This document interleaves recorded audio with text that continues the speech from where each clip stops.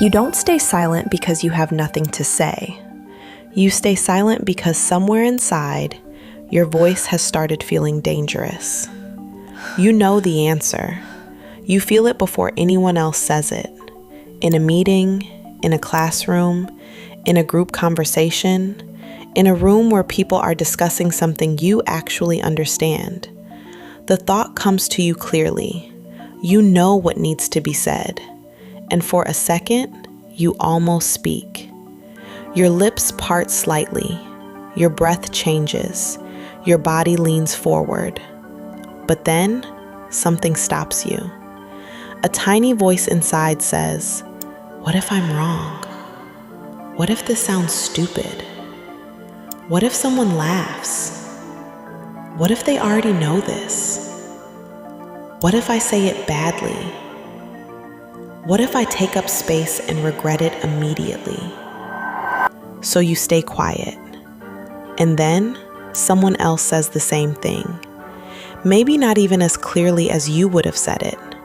And the room responds. People nod. Someone says, "Exactly." Someone else says, "That's a really good point." And you sit there, quiet, smiling a little, pretending it doesn't matter. But inside, something sinks.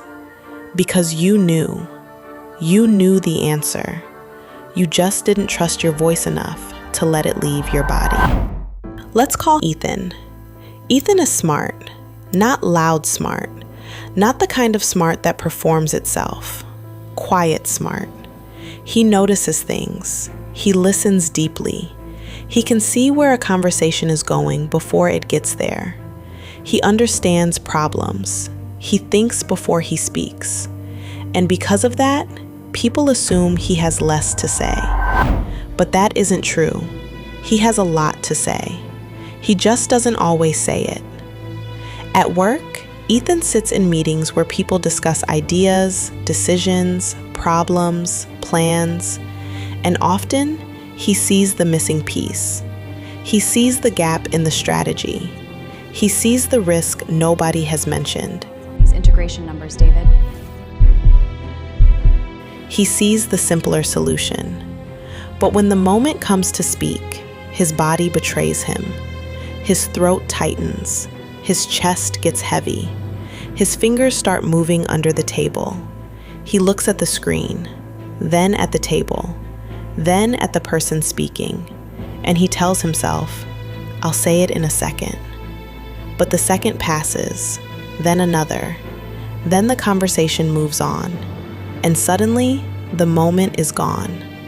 Not because he didn't have the answer, but because he waited for the perfect opening, the perfect sentence, the perfect confidence, the perfect version of himself that never arrived. So he says nothing, again and again and again. And each time he stays silent, it becomes easier to stay silent next time. That is how it begins, not as weakness, as habit. The hardest part is that silence can look peaceful from the outside. People may think you are calm, or reserved, or shy, or easygoing. But inside, it can feel like a war. A thought appears, then fear appears, then another thought appears, then self-doubt cuts it in half.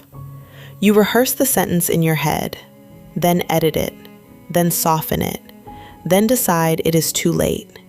And by the time you are finally ready, the conversation has moved on. So you tell yourself, "It's fine. I'll speak next time. It wasn't that important. They probably wouldn't have listened anyway." But your body knows. Your body remembers every moment you chose silence when something inside you wanted expression. And slowly, silence stops being a moment. It becomes an identity. You start saying things like, "I'm just quiet. I'm not a speaker. I'm more of a listener. I don't like attention. I'm not that confident." And maybe some of that is true. Maybe you are thoughtful. Maybe you are introverted. Maybe you do listen deeply. But sometimes, What we call personality is actually protection that has been practiced for too long. Because maybe you were not always this silent. Maybe there was a time when you said what you felt. Maybe there was a version of you who asked questions freely, who raised their hand, who disagreed, who shared ideas without first checking whether they sounded perfect. And then something happened. Maybe someone laughed. Maybe someone dismissed you. Maybe someone said, "That's obvious." Maybe someone interrupted you so many times that your voice learned to stop trying.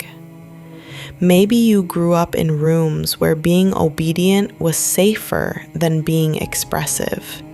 Maybe you were praised for being good when good meant quiet.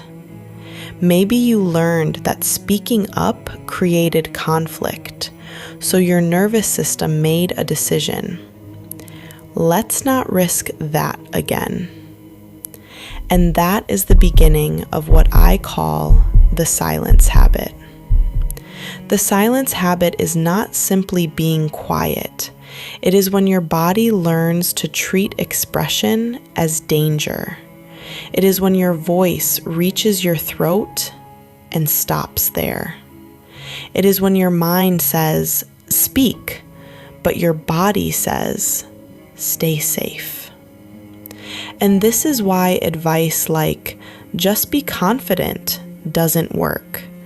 Because the problem is not always confidence. Sometimes the problem is memory.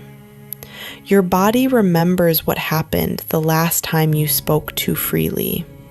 Your body remembers the embarrassment, the rejection, the interruption, the blank faces, the feeling of being exposed. And now, even in a safe room, your body prepares for an old threat. Your heart beats faster, your mouth gets dry, your voice becomes smaller, your thoughts scatter. And then you think, "See, I'm not confident." But maybe confidence was never the first problem. Maybe safety was. Because when your body does not feel safe, your voice cannot feel free. There is another part of this, the fear of being wrong. But underneath that fear, there is often a deeper fear, the fear of being seen trying. Because when you speak up, people can see your mind. They can see your thought before it is polished. They can see your idea before it is perfect. They can see your uncertainty. And for many people, that feels too exposed. So they wait. They wait until they are absolutely sure. They wait until the sentence is flawless. They wait until the risk disappears. But the risk never disappears. And while they are waiting, someone else speaks. Someone less prepared. Someone less thoughtful. Someone less precise. But someone more willing to be heard before they are perfect. And that is the painful truth. Very often, the people who are heard are not the people with the least fear. They are the people who have learned to speak while fear is still in the room. They do not wait for their heartbeat to calm down. They do not wait for perfect confidence. They do not wait until their sentence sounds like a finished essay. They enter the conversation with one clear point. And because they enter, they are remembered. This is where many quiet, capable people get trapped. They think, when I become more confident, I'll speak. But confidence often comes after speaking, not before. Your voice becomes stronger by being used. Your presence becomes stronger by being practiced. Your opinions become clearer by being expressed. If you wait until you feel completely ready, you may wait for years.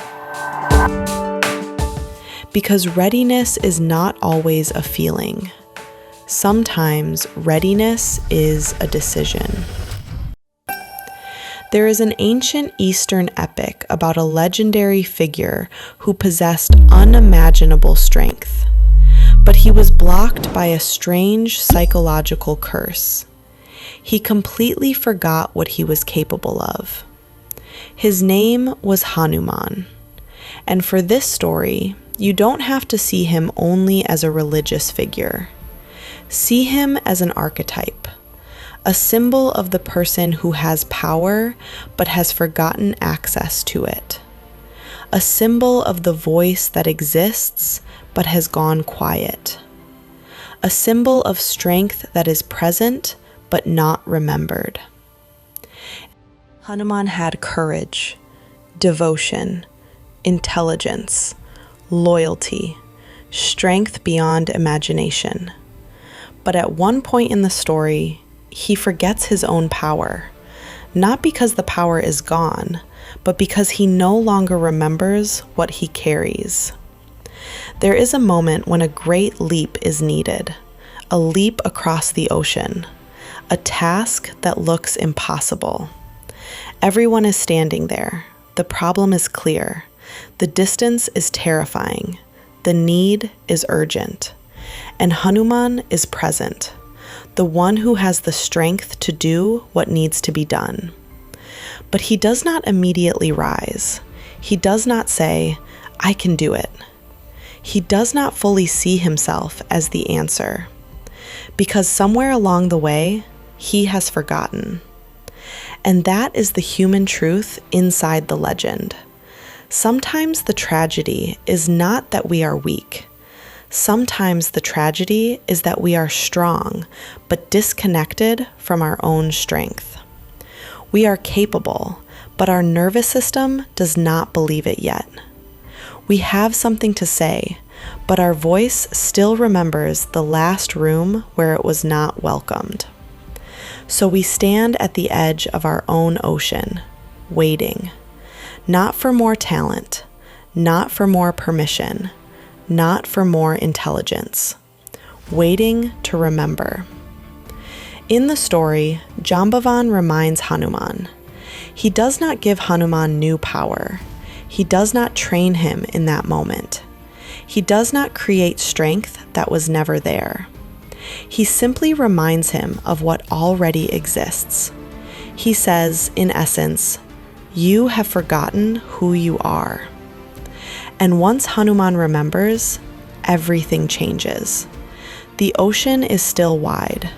The task is still difficult. The fear does not magically become small, but Hanuman's relationship with himself changes. He no longer stands there as someone wondering whether he has permission. He stands as someone who remembers his strength, and then he leaps. That is what happens to so many people. They are not powerless. They are not empty. They are not incapable. They have simply forgotten that their voice has strength. They have forgotten that their thoughts matter. They have forgotten that silence is not always humility. Sometimes silence is amnesia. You forgot your own capacity because life kept teaching you to hide it. And like Hanuman, you may not need someone to give you a new voice. You may need to remember the one that was already there. This is not about becoming loud. That is important. Speaking up does not mean becoming the loudest person in the room. It does not mean interrupting people. It does not mean forcing opinions everywhere. It does not mean becoming someone you are not. Sometimes the most powerful person in the room is still calm, still soft-spoken, still thoughtful. but their words have weight because they do not abandon them halfway through. A quiet voice can still be a strong voice. A gentle person can still be a clear person. A thoughtful speaker can still command attention.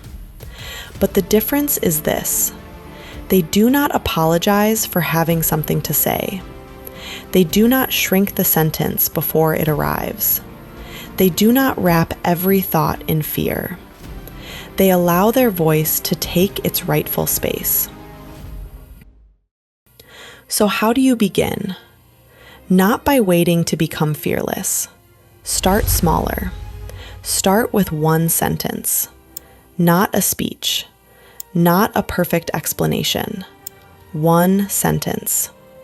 In the next meeting, say, "I see this a little differently," or "One thing I'd add is," or "Here's the pattern I'm noticing," or "I think there's another way to approach this." That is enough. Your first job is not to impress the room. Your first job is to re-enter the room. Because when you have been silent for a long time, your voice needs evidence, not motivation, evidence. It needs to experience, "I spoke and I survived. I shared and the world did not end. I took space and I was still safe." Every small sentence becomes proof, and slowly your nervous system begins to understand that speaking is not danger. It is expression. It is contribution. It is presence. The second shift is to stop over-editing your voice.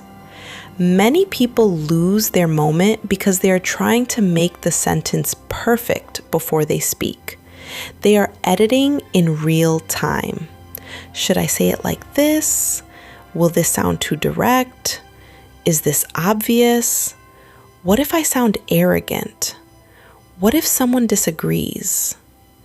And by the time the sentence is ready, the conversation has moved on. So practice speaking in cleaner beginnings. Instead of saying, "Sorry, this might not make sense," say, "Here's what I'm noticing." Instead of, "I could be wrong, but," say, "One possibility is." Instead of, "This might be a silly question," say, "I have a question." Instead of, "I'm not sure if this is useful," say, "This may be useful to consider." Small changes, but they matter because language teaches people how to receive you, and it teaches you how to hold yourself. When you constantly introduce your thoughts as if they are weak, your body begins to believe it. But when you introduce your thoughts with calm ownership, your presence begins to change. Not overnight, but slowly, one sentence at a time. The third shift is to let your voice be imperfect. This may be the hardest one, because sometimes silence is not about having nothing to say. It is about wanting to say it perfectly. You want the timing to be right, the tone to be right, the wording to be right, the reaction to be right. But perfection is often just fear wearing a beautiful outfit. A powerful voice is not always polished. Sometimes it shakes. Sometimes it pauses. Sometimes it searches for the right word. Sometimes it says, "Let me rephrase that." And that is okay, because presence does not mean never stumbling. Presence means not abandoning yourself when you stumble. It means you don't disappear because one sentence came out imperfectly. It means you stay, You breathe.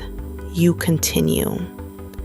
This is how people build authority, not by being flawless, but by staying connected to themselves under pressure.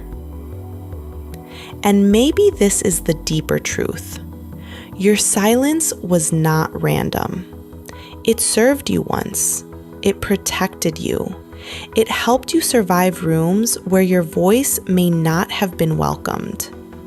It helped you avoid attention when attention felt unsafe. It helped you belong in places where being too visible felt risky. So you don't need to hate your silence. You can thank it and then outgrow it.